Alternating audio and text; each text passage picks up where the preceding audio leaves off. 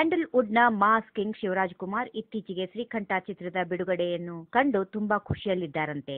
ಮಂಜು ಸ್ವರಾಜ್ ಹಾಗೂ ಶಿವರಾಜ್ ಕುಮಾರ್ ಕಾಂಬಿನೇಷನ್ ನಲ್ಲಿ ಮೂಡಿಬಂದ ಶ್ರೀಕಂಠ ಚಿತ್ರಕ್ಕೆ ಪ್ರೇಕ್ಷಕರಿಂದ ಉತ್ತಮ ಪ್ರತಿಕ್ರಿಯೆ ಸಿಕ್ಕಿದೆ. ಅಂತೆಯೇ ಗಲ್ಲಾಪೆಟ್ಟಿಗೆಯಲ್ಲೂ ಸಹ ರುದ್ರ ನರ್ತನ ಮಾಡುತ್ತಿದ್ದಾನಂತೆ. ರಾಜ್ಯದಾದ್ಯಂತ 220ಕ್ಕೂ ಹೆಚ್ಚು ಚಿತ್ರಮಂದಿರಗಳಲ್ಲಿ ತೆರೆ ಕಂಡಿದ್ದ ಶ್ರೀಕಂಠ ಚಿತ್ರ ಮೊದಲು 3 ದಿನಗಳಿಗೆ ಸುಮಾರು 7 ಕೋಟಿ ಗಳಿಸಿದ್ದಾರಂತೆ. ಇನ್ನು ಶ್ರೀಕಂಠ ಚಿತ್ರ ಟಿವಿ ರೈಟ್ಸ್ ಖರೀದಿಯಾಗಿದ್ದು 220 ಕೋಟಿಗೆ ಖಾಸಗಿ ವಾಹಿನಿ ಪಡೆದುಕೊಂಡಿದೆಯಂತೆ. ಕಾಮನ್ ಮ್ಯಾನ್ ಕಥೆಯನ್ನ ಹೊಂದಿರುವ ಶ್ರೀಕಂಠ ಚಿತ್ರ ಸಾಮಾಜಿಕ ಸಂದೇಶದ ಜೊತೆಗೆ ಉತ್ತಮ ಮನೋರಂಜನೆಯನ್ನು ಸಹ ನೀಡುವಲ್ಲಿ ಯಶಸ್ವಿ ಆಗಿದೆ ಅಂತ ಕೇಳಿಬರ್ತಾ ಇದೆ.